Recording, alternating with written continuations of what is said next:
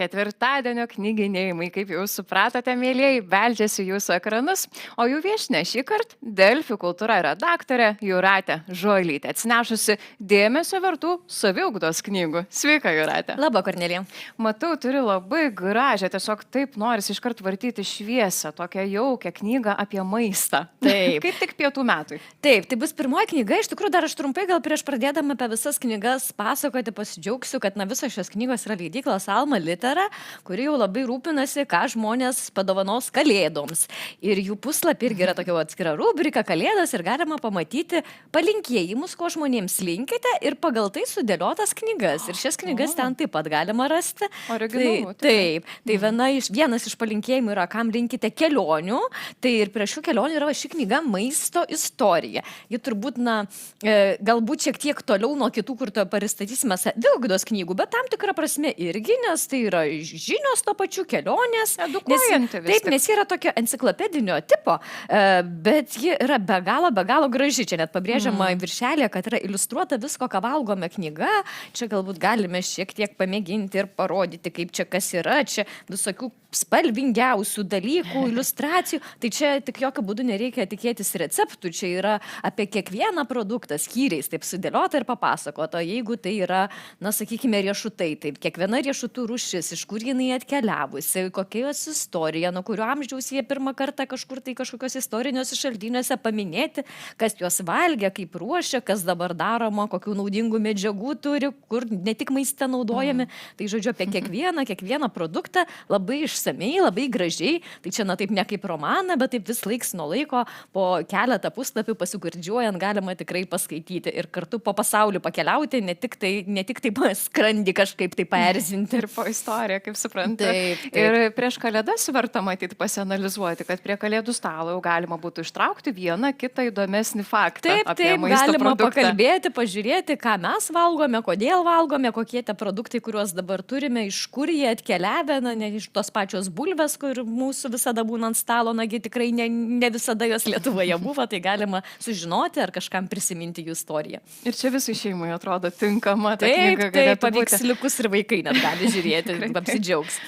Smagu, keliaukim toliau prie jau tokių tikrai saviugdos, savipagalbos knygų, netgi taip galima būtų greičiausiai pasakyti. Taip, šią, pavyzdžiui, pasėmiau Adamo Granto Paslėptas potencialas, kaip pasiekti didesnius tikslus, tai saviugdos labiau visgi vadinčiau nei savipagalbos, nors galima galbūt čia diskutuoti, taip sakant, nes jis surinkęs labai daug visokių ir įdomių pavyzdžių apie žmonės, kurie pasiekė didelių dalykų ir, pagrindinė tokia jo hipotezė, kurią jis aiškina, kad, talentas toli gražu dar ne viskas, yra tas ir mesgi sakoma, kad 99% yra darbas, bet vėlgi ir tai žiūri taip, sąlygiškai, nes dirbti reikia protingai, neužtenka vien tik daug dirbti, jis irgi ir tam ir tyrimų, ir konkrečių istorijų pateikia, reikia dirbti protingai, reikia atrasti savo būdus, jis pateikia visą metodiką, ką daryti, kad iš tikrųjų tai, ką turi, kuo geriau atskleistum.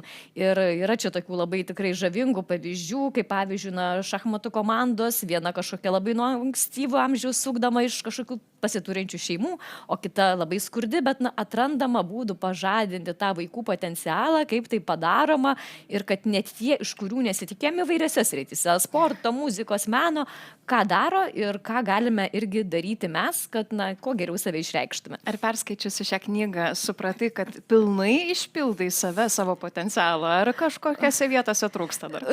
Dar tikrai yra ko pasimokyti, vienas iš ten paprasčiausių, tai prisimenama, kad daryti pertraukas reikia prisiminti, dirbant toks labai čia irgi svarbus yra dalykas ir panašiai. Į produktyvumą svarbus receptas. Bet tokių visada pateikia ir mokslinių tyrimų, ir konkrečių istorijų, kad tai nebūtų toks kažkoks tuščias kalbėjimas dėl kalbėjimų. Puiku, keliaukim toliau prie astrologijos, kur sako, kad netikiu astrologija, kaip daugelis visai, mano aplinkoje bent jau. Taip, Debra Silverman yra tokia, mentorė, galbūt taip ją galima vadinti, kad ji to pačiu visą gyvenimą irgi ieškojo savęs ir atrado save tokiame derinyje astrologijos ir psichologijos.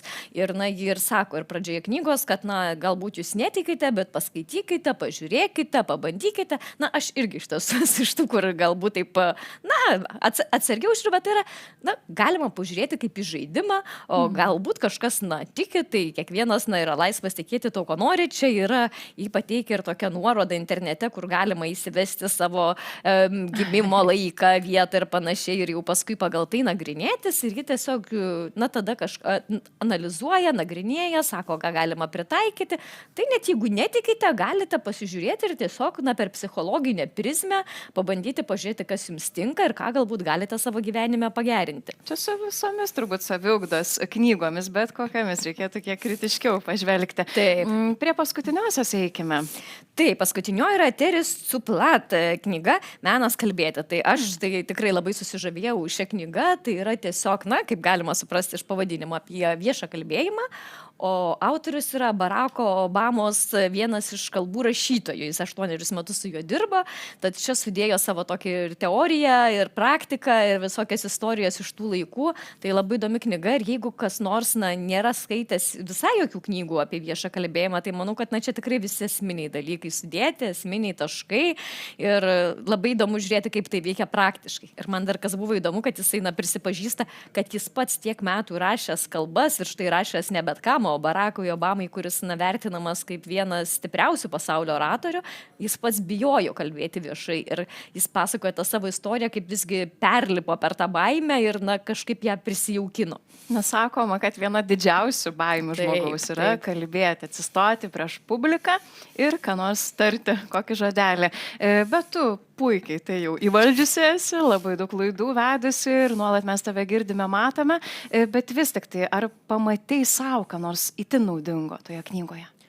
Be abejo, bet naudingiausi tie buvo patys tikrai jo praktiniai pasidalinimai ir galbūt tie nuraminimai, kad apie tas baimės, kurias mes visi turime, ką tada daryti, kaip ruoštis, svarbiausia reikia ruoštis, čia turbūt esminis tas patarimas, reikia ruoštis, reikia repetuoti, tas kaip ir nėra nieko naujo, bet jis irgi duoda tokių, tiesiog labai praktiškų smulkių dalykų, kaip tai daryti, kaip pasirašyti tekstą, kokius tarpus palikti, kad matytų geriau akis, tokių, kur tikrai galima pasižiūrėti ir savo prisitaikyti ir apgalvoti, kada žiūrėti į publiką, kada nežiūrėti, kaip reaguoti, apie ką galvoti. Tai čia tiems, kam tenka su tuo susidurti, tai labai toks geras praktinis vadovas. Šiandieną turbūt kas antram, ypatingai tiems, kurie naudojasi socialiniais tinklais gana aktyviai. Ir ten to viešojo kalbėjimo reikia. Ir net ne ten, kaip jūs ir čia aiškina, tiesiog, galbūt jūs norite draugą pasveikinti su gimtadieniu, galbūt jums reikia tostą pasakyti. Tai kiekvienas turi išmokti kalbėti. Tikrai taip. Dar grįžkime prie astrologijos. Čia tikiu, kad visai nemenka dalį žmonių gali sudominti, o kaip pačiai tenka pastebėti, ar lietuviai tikrai labai domisi astrologija ir aš bent jau savo artimoje aplinkoje matau moterų tarpe šią tendenciją, o kaip tavo tarpe ir galbūt net Alma Litera pati kaip leidykla pasidalino, kiek populiari tokia knyga yra Lietuvoje? Aš Alma Litera, tiesą sakant, to aš neklausiau, nežinau, matyti, bet to jį ką tik pasirodė ta knyga, tai matysime, kaip jis seksis. Bet mano rate galbūt irgi mažiau žmonių, kurie to domisi, bet tikrai yra didelės auditorijos, matau iš tose pačiuose socialiniuose tinkluose, matome, kai paskelbėm portalai horoskopus, kad tie žmonės tikrai skaito, tai žmonės tikrai domisi, aš neturiu tyrimų, nežinau, kiek jie juos žiūri rimtai.